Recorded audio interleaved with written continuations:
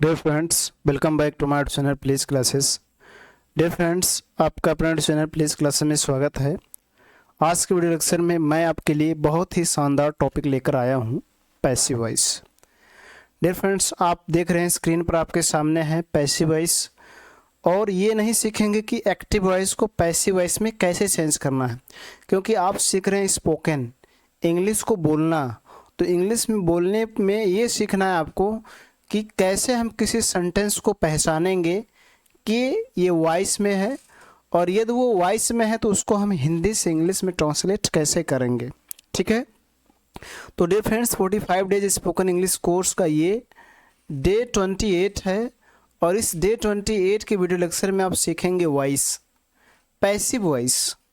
अब passive voice क्या होता है? जब सब्जेक्ट कार्य करता है तो एक्टिव वॉइस होता है, लेकिन जब सब्जेक्ट के द्वारा कार्य किया जाता है तो पैसिव वॉइस होता है। जैसे मैं कुछ यहाँ पर एग्जाम्पल्स लिखा हूँ। अब इस एग्जाम्पल्स को देखिए। पहला सेंटेंस है, उसे सताया जाता है, सताया जाता है। दूसरा है, तुम्हें क्यों नहीं बुलाया गया। और तीसरा है, उन्हें डांटा जाएगा। और चौथा है, क्या प्यार की जाती है। और पांचवा है, गरीबों को क्यों भगाया गया, गरीबों को क्यों भगाया गया।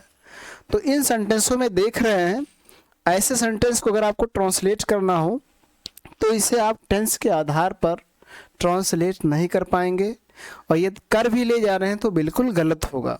तो ऐसे सेंटेंसों को कैसे ट्रांसलेट करना है, यही आज आप सीखने वाले हैं कि ऐसे सेंटेंस आपको ट्रांसलेट करने पड़ रहे हैं तो आप कैसे करेंगे और किन रूल्स का आपको पालन करना पड़ेगा। तो डियर फ्रेंड्स, इस पैसिव वॉइस के वीडियो लेक्चर में आज आप 3 टेंस को देखेंगे, present indefinite tense, past indefinite tense और फ्यूचर इंडेफिनिट टेंस। इन तीनों टेंसों में आए हुए हिंदी सेंटेंस को कैसे पहचानेंगे कि ये पैसिव वॉइस है, और यदि वो पैसिव वॉइस में है तो उसको हिंदी से इंग्लिश में ट्रांसलेट कैसे करेंगे, आज आप यही सीखने वाले हैं। Without any delay let's start today's video. बिना देर करते हुए आज की वीडियो शुरू करते हैं।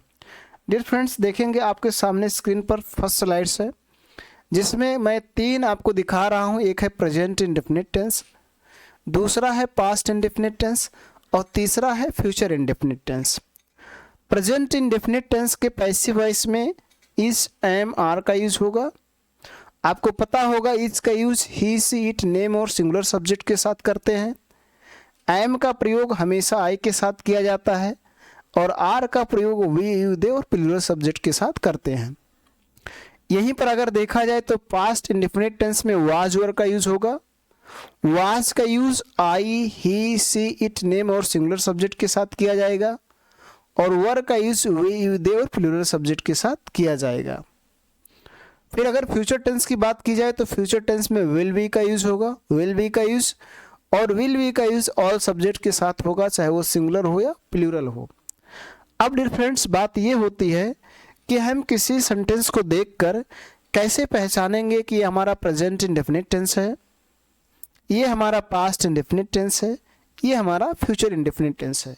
तो अगले स्लाइड्स में आप इसी बात को सीखेंगे कि कैसे हम किसी सेंटेंस को देखकर पहचानें कि ये प्रेजेंट इंडेफिनिट टेंस है, ये पास्ट इंडेफिनिट टेंस है, और ये फ्यूचर इंडेफिनिट टेंस है, और ये पैसिव वॉइस है। तो चलिए आगे बढ़ते हैं और आपको स्लाइड्स के पास ले चलते हैं। तो देखिए आपके सामने स्क्रीन पर है present indefinite tense. Present indefinite tense कोई भी Hindi sentence present indefinite tense में कब होगा, और यदि वो है तो पैसिव वॉइस है या नहीं है। इस बात को समझने के लिए इस स्लाइड्स को पूर्णतः समझना जरूरी है। तो देखिए पहचान लिखा हुआ है, जब किसी हिंदी सेंटेंस के अंत में जाता है, जाती है, जाते हैं, जाते हो, जाता हूँ, जाती हूँ आया हो। प्रेजेंट इंडेफिनिट टेंस को आपने पढ़ा होगा, तो उसमें बताया गया है कि जब किसी हिंदी सेंटेंस के अंत में ता है, ती है, ते हैं, ते हो, ता हूँ, ती हूँ आए तो प्रेजेंट इंडेफिनिट टेंस होता है। वो एक्टिव वॉइस का रूल्स है। पैसिव वॉइस का रूल्स क्या है? जब किसी भी हिंदी सेंटेंस को देखिए तो उसके अंत में अगर आपको मिले जाता है, जाती है, जाते हैं, जाते हो, जाता हूँ, जाती हूँ, तो वो प्रेजेंट इंडेफिनिट टेंस का पैसिव वॉइस होता है। क्या होता है? Passive voice. ये इसकी पहचान है, इसमें मेन वर्ब कोई और होता है। जैसे मैंने एग्जांपल्स में लिखा है, समझने का प्रयास करेंगे। उसे मारा जाता है। देखिए इसके अंत में आया है जाता है, और यहाँ पर मारा मारना एक वर्ब है। दूसरे को समझे, मुझे सताया जाता है, तो जाता है एक पहचान है और सताना एक वर्ब है। इसी प्रकार से तीसरा, क्या तुम्हें बुलाया जाता है, जाता है इसकी पहचान है और बुलाना एक वर्ब है। हमें क्यों गाली दिया जाता है, जाता है इसकी पहचान है और गाली देना एक वर्ब है। इसी प्रकार से पांचवा है, लड़कों को नहीं भगाया जाता है, जाता है इसकी पहचान है और भगाना एक वर्ब है। तो जब भी किसी हिंदी सेंटेंस के अंत में जाता है, जाती है, जाते हैं, जाते हो, जाता हूँ, जाती हूँ मिले, और उसमें मेन वर्ब जो आपका एक्शन वर्ब हो कोई और हो, मेन वर्ब आपका कोई और हो, ये ना हो, तो आपका प्रेजेंट इंडेफिनिट टेंस होगा और पैसिव वॉइस होगा, जैसे मैंने अभी आपको एग्जाम्पल के माध्यम से बताया। अब चलिए डियर फ्रेंड्स समझ लेते हैं पास्ट इंडेफिनिट टेंस को। पास्ट इंडेफिनिट टेंस क्या होगा, तो डियर फ्रेंड्स देखेंगे आपके सामने स्क्रीन पर आ गया past indefinite tense. Past indefinite tense को कैसे पहचानेंगे, तो इसकी पहचान यहाँ पर लिखी हुई है। जब हिंदी सेंटेंस के अंत में जाता था, जाती थी, जाते थे, गया, लिया, किया, ली, की, गई, इस प्रकार से अगर आता है तो पास्ट इंडेफिनिट टेंस का पैसिव वॉइस होता है। सेम कंडीशन यहाँ पर भी है कि ये इसके पहचान है, इसमें मेन वर्ब कोई और होगा। जैसे एग्जाम्पल से समझते हैं, उसे मारा जाता था, इसके अंत में देखिए आया है जाता था, मारना वर्ब है। मुझे सताया जाता था, तो जाता था इसकी पहचान है, सताना मेन वर्ब है। क्या तुम्हें बुलाया जाता था, जाता था इसकी पहचान है, बुलाना मेन वर्ब है। चौथा, हमें क्यों गाली दिया जाता था, जाता था इसकी पहचान है और गाली देना मेन वर्ब है। इसी प्रकार से पांचवा है, लड़कों को क्यों नहीं भगाया जाता था, जाता था इसकी पहचान है और भगाना मेन वर्ब है। तो इस प्रकार से जाता था, जाती थी, जाते थे, गया, लिया, किया, ली, की, दी, या, ई, ये इस प्रकार से आए और उसमें मेन वर्ब कोई और हो तो हमारा पास्ट इंडेफिनिट टेंस होगा और वो पैसिव वॉइस में होगा। अब इसी प्रकार से फ्यूचर इंडेफिनिट टेंस को समझेंगे। फ्यूचर इंडेफिनिट टेंस क्या होगा, तो डियर फ्रेंड्स आपके सामने स्क्रीन पर है फ्यूचर इंडेफिनिट टेंस। किसी भी सेंटेंस को देखकर कैसे पता करें कि फ्यूचर इंडेफिनिट टेंस है, तो यहाँ पर भी देखिए पहचान लिखा हुआ है। जब किसी हिंदी सेंटेंस के अंत में जाएगा, चाहे इस तरह से लिखा हो या इस तरह से, जाएगी चाहे ऐसा लिखा हो या ऐसा लिखा हो, जाएंगे चाहे ऐसा लिखा हो या ऐसा लिखा हो, तो जाएगा, जाएगी, जाएंगे दोनों तरह में से कोई भी लिखा हो, आया हो तो फ्यूचर इंडेफिनिट टेंस का पैसिव वॉइस होता है। ये पहचान है, मेन वर्ब कोई और होगा। जैसे एग्जाम्पल के माध्यम से समझते हैं, कल मैच खेला जाएगा, देखिए अंत में आया है जाएगा, खेलना मेन वर्ब है। उन लोगों को सजा दी जाएगी, जाएगी पहचान है, सजा देना मेन वर्ब है। आप लोगों को पैसे दिए जाएंगे, जाएंगे पहचान है, देना मेन वर्ब है। चौथा, काम अवश्य पूरा किया जाएगा, जाएगा पहचान है, मेन वर्ब पूरा करना है। अपराधियों को अवश्य गिरफ्तार किया जाएगा, जाएगा इसकी पहचान है और गिरफ्तार करना मेन वर्ब है। तो इस प्रकार से किसी भी हिंदी सेंटेंस के अंत में जाएगा, जाएगी, जाएंगे, जाऊंगा, जाएगा, जाएगी, जाएंगे आए और उसमें मेन वर्ब कोई और हो तो हमारा फ्यूचर इंडेफिनिट टेंस होगा और वो पैसिव वॉइस में होगा। तो डियर फ्रेंड्स मैं उम्मीद करता हूँ कि आपको इनकी पहचान पता चल गया होगा और अब आप आसानी से किसी भी सेंटेंस को देखकर बता सकते हैं कि ये प्रेजेंट इंडेफिनिट टेंस है या पास्ट इंडेफिनिट टेंस है या फ्यूचर इंडेफिनिट टेंस है और पैसिव वॉइस में है या नहीं है।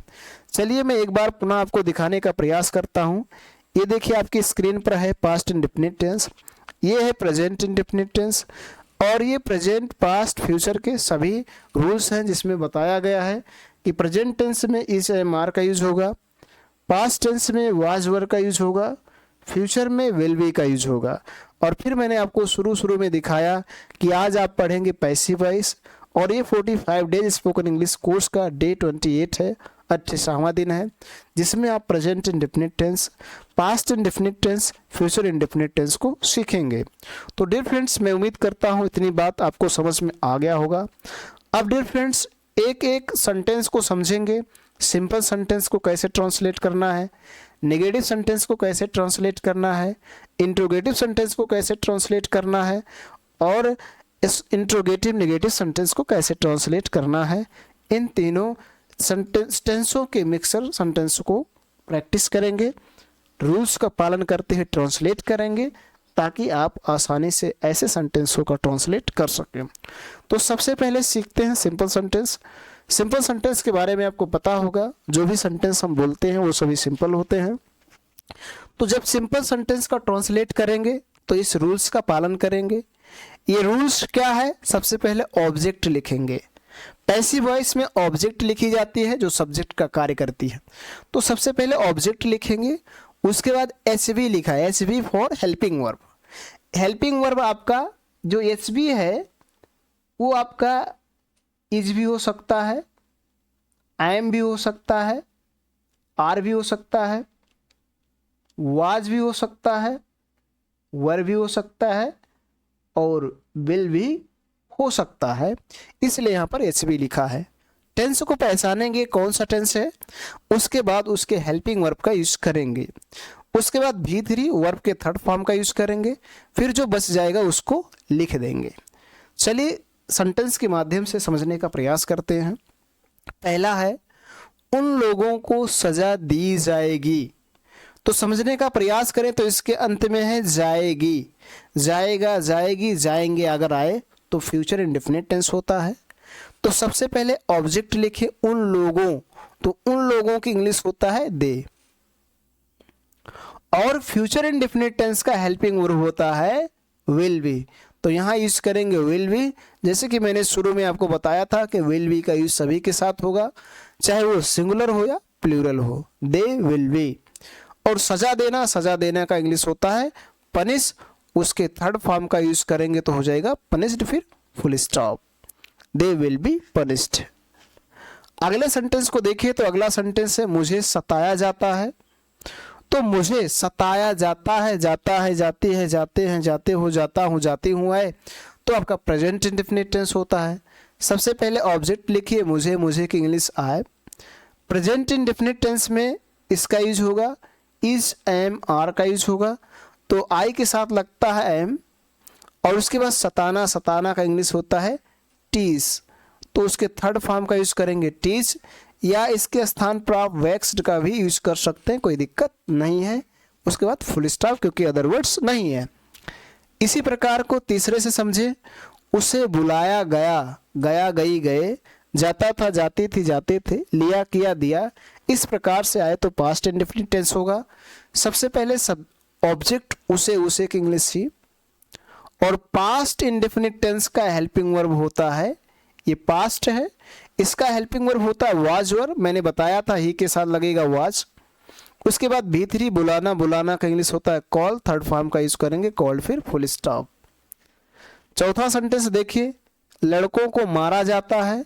यहाँ भी जाता है आया, प्रेजेंट इंडेफिनिट टेंस। लड़कों की इंग्लिश होगा बॉयज। जाता, जाती, जाते हैं, जाते हो, जाता हूँ, जाती हूँ है, तो प्रेजेंट इंडेफिनिट टेंस होगा। इज, एम, आर का यूज होगा, लगाएंगे आर। उसके बाद मारना, मारना का इंग्लिश होता है बीट, थर्ड फॉर्म का यूज करेंगे हो जाएगा वेटन। और पांचवा सेंटेंस है, आप लोगों को पैसे दिए जाएंगे। तो दिए जाएंगे, जाएगा, जाएगी, जाएंगे, तो फ्यूचर इंडेफिनिट टेंस। सबसे पहले ऑब्जेक्ट आप लोगों की इंग्लिश होगा यू। फ्यूचर इंडेफिनिट टेंस में विल बी का यूज होगा, तो विल बी का यूज कर दीजिए।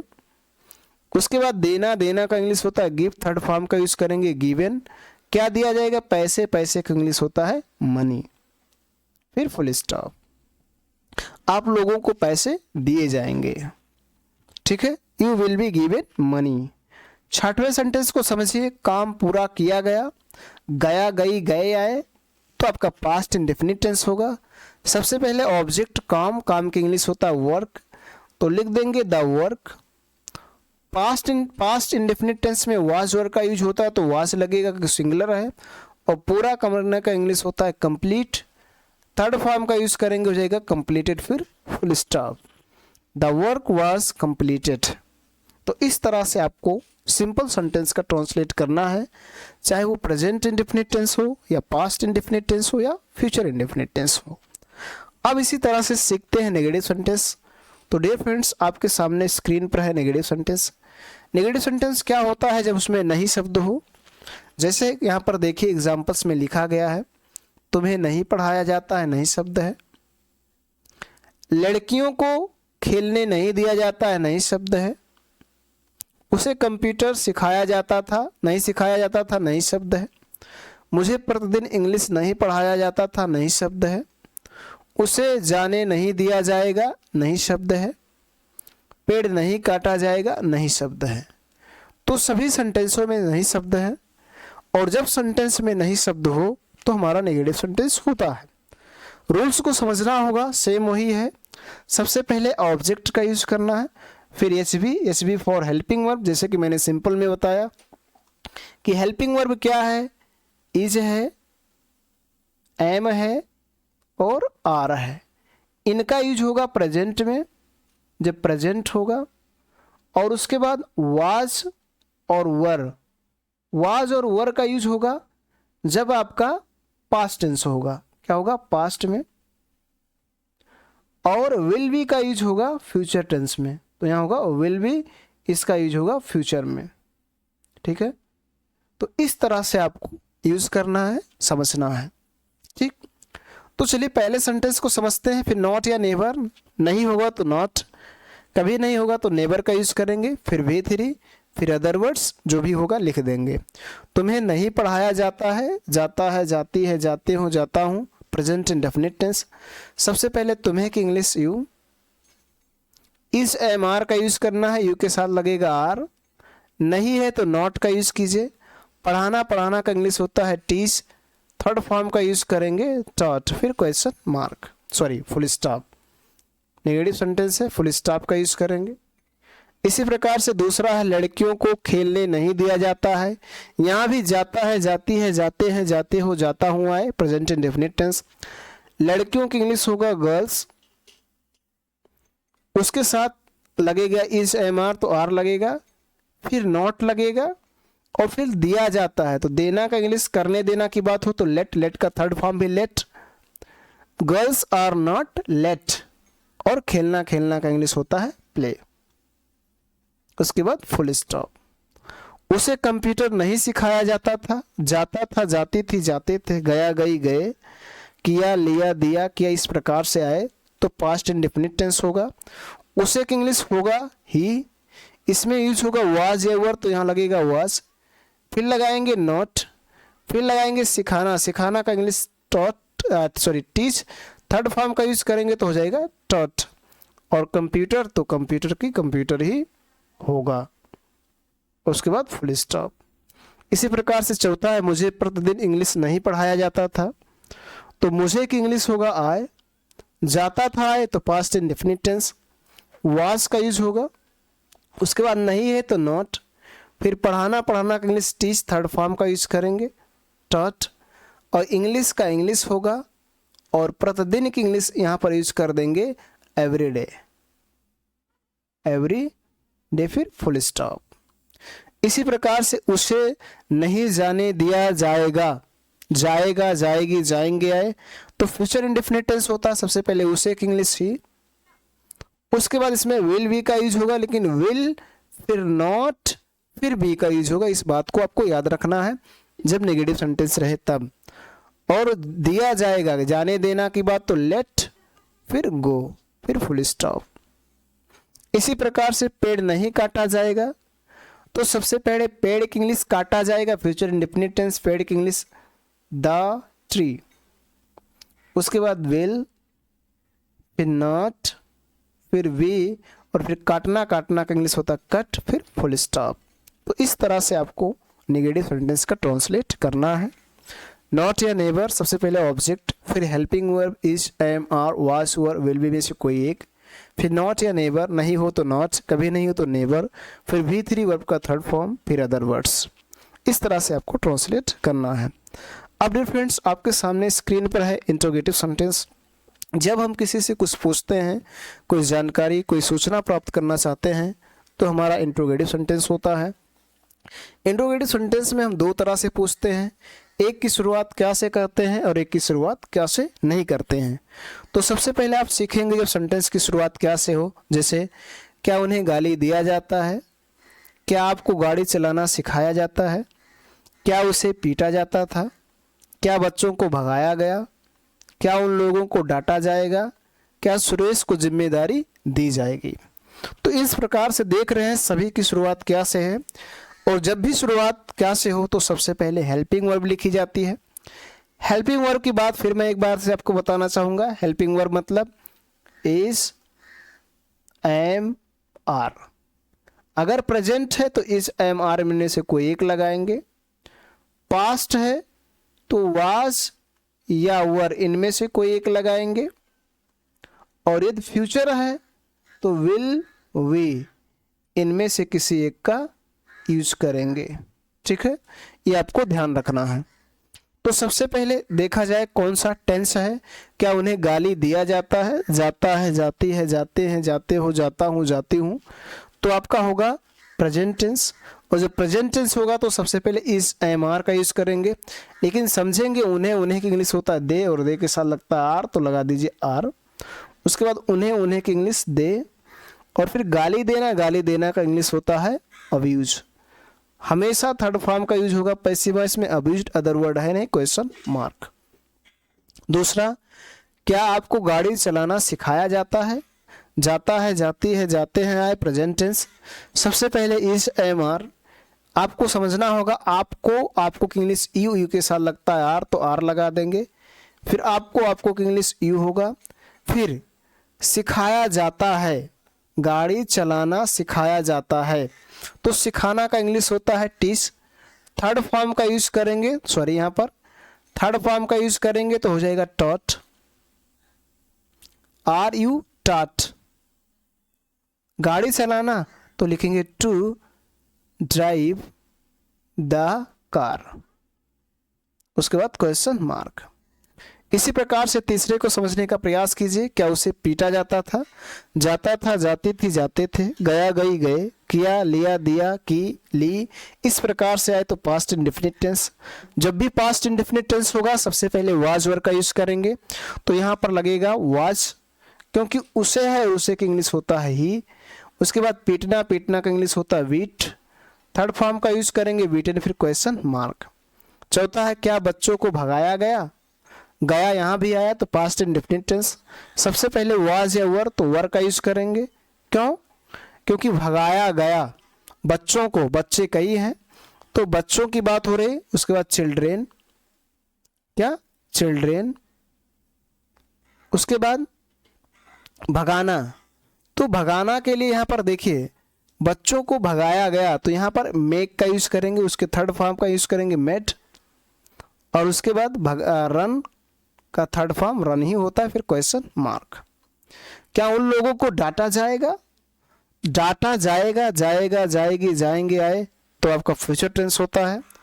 और जब फ्यूचर टेंस होगा तो सबसे पहले विल बी का यूज होगा, लेकिन ध्यान रहे केवल विल का यूज होगा, ऑब्जेक्ट के बाद बी का यूज करेंगे। उन लोगों, तो उन लोगों की इंग्लिश होगा दे, उसके बाद बी, उसके बाद डॉटना, डॉटना का इंग्लिश होता है स्कॉल्ड।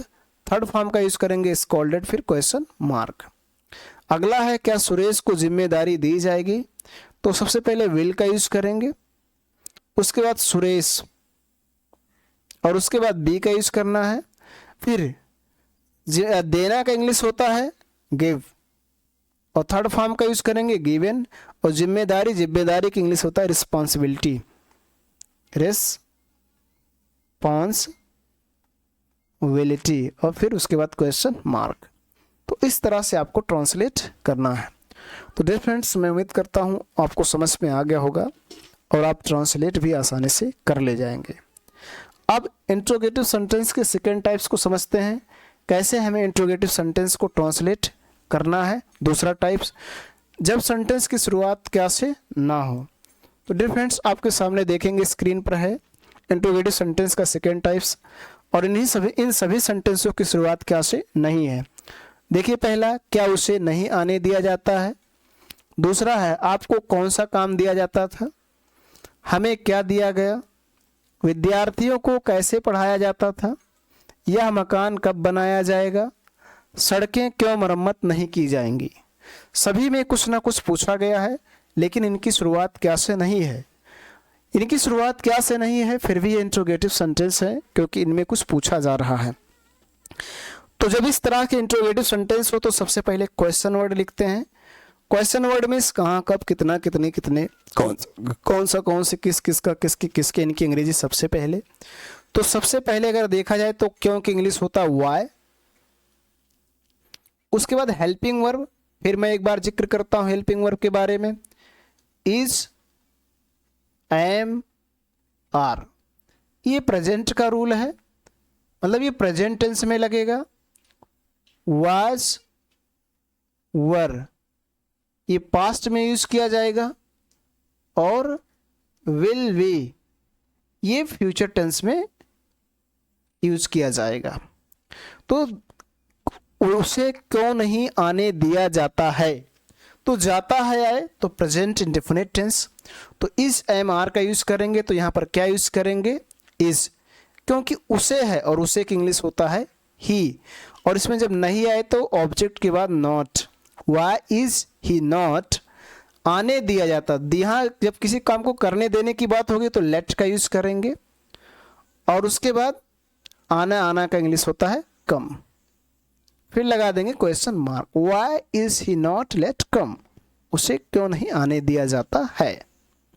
इसी प्रकार से दूसरे को समझेंगे। आपको कौन सा काम दिया जाता था, सबसे पहले कौन सा का इंग्लिश लिखेंगे, विच, लेकिन ध्यान रहे कौन सा, कौन सी, किस, किसका, किसकी, किसके, किस साथ, कितना, कितनी, किसने के साथ कोई नाउन आया हो तो उसकी इंग्लिश उसी के साथ लिखते हैं, अर्थात काम की इंग्लिश भी इसी के साथ लिखी जाएगी, वर्क, विच वर्क। जाता था, पास्ट इंडेफिनिट टेंस है, वाज या वर, तो वर लगाएंगे क्योंकि यहाँ आपको है और आपको की इंग्लिश होता है यू। और फिर दे, करने देना, तो करने देना का इंग्लिश होता है लेट।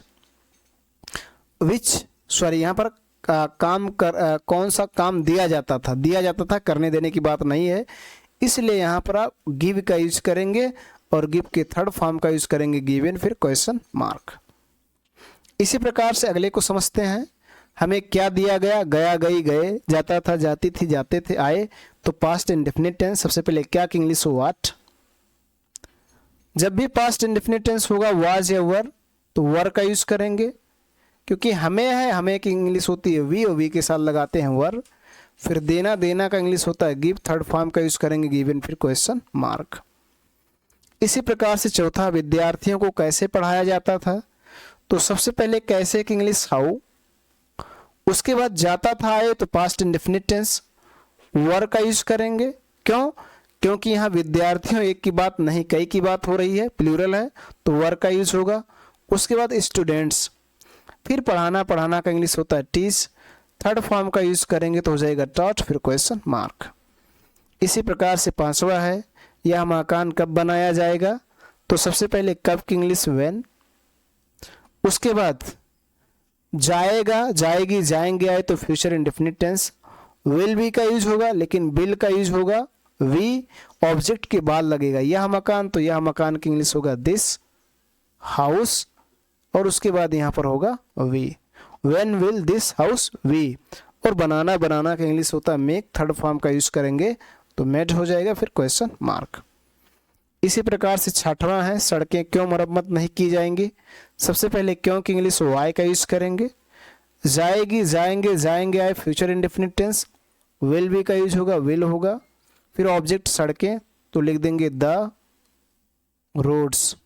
उसके बाद नहीं है तो नॉट लगाएंगे, फिर बी लगाएंगे, फिर मरम्मत करना का इंग्लिश होता है रिपेयर, थर्ड फॉर्म का यूज करेंगे, हो जाएगा रिपेयर्ड, और लगा देंगे क्वेश्चन मार्क। तो इस तरह से आपको ट्रांसलेट करना है। तो डियर फ्रेंड्स, मैं उम्मीद करता हूं कि आपको पैसिव वॉइस समझ में आ गया होगा और आप आसानी से सेंटेंसों को हिंदी से इंग्लिश में ट्रांसलेट कर सकते हैं, कहीं भी किसी प्रकार की कोई समस्या नहीं होगी। अब डियर फ्रेंड्स, आपके लिए एक टास्क है, प्रैक्टिस एक्सरसाइज है, जिसको आप नोटबुक में लिखेंगे और इन सेंटेंसों का प्रैक्टिस करेंगे, ताकि आपको पूर्णतः ये पता चले कि हमें कैसे पैसिव वॉइस के रूल्स का पालन करते हुए सेंटेंसों को हिंदी से इंग्लिश में ट्रांसलेट करना है। तो ये प्रैक्टिस एक्सरसाइज जिसे आप स्वयं करेंगे और कितने सेंटेंस आपके गलत हैं, कितने सेंटेंस सही हैं, इसको पता करने के लिए डिस्क्रिप्शन बॉक्स में पीडीएफ का लिंक है, उसे आप डाउनलोड भी कर सकते हैं। और यदि चाहें तो आपको इस वीडियो लेक्चर पर, इस टॉपिक पर आपको वीडियो मिल जाएगा जिसे आप देख कर भी मैच कर सकते हैं। डियर फ्रेंड्स, आज के वीडियो लेक्चर में इतना ही। धन्यवाद।